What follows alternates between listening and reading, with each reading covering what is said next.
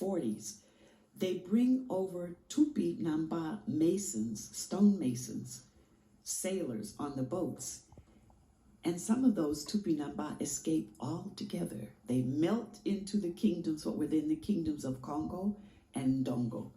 So one interesting research question for me is sort of like the disappeared Taino. Where did these people go? And what would thinking about them teach us about slavery and the relations among Africans and Native Americans with respect to slavery, and not just slavery.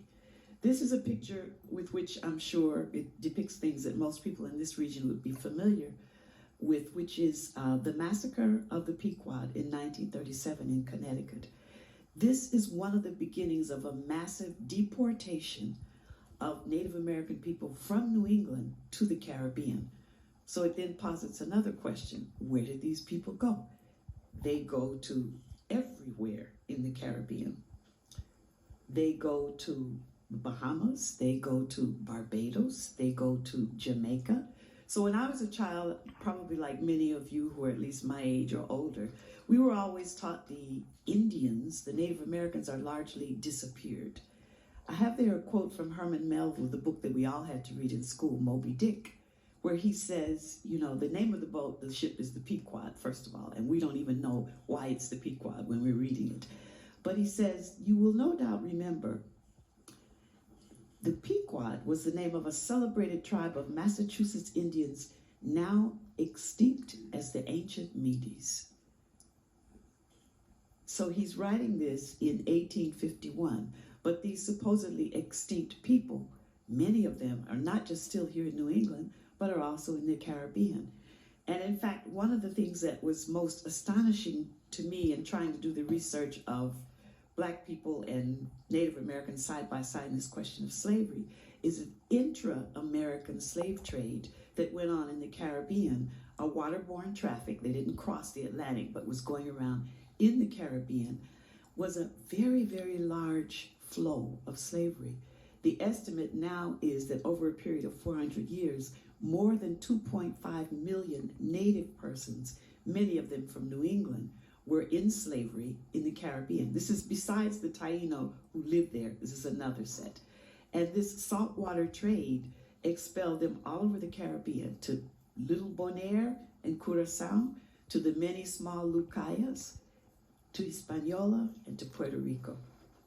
In fact, one study done by Resendez, which is called The Other Slavery, is that in the period between 1670 and 1720, from the Carolinas, South Carolina in particular, more Indians were exported out of Charleston, South Carolina, than Africans were imported into Charleston, South Carolina.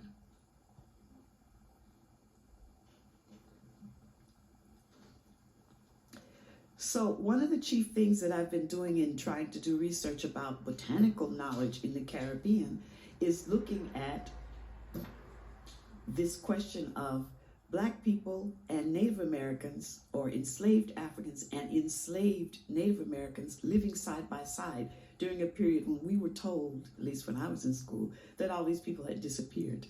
So you get, for example, the famous work by Hans Sloane in Jamaica.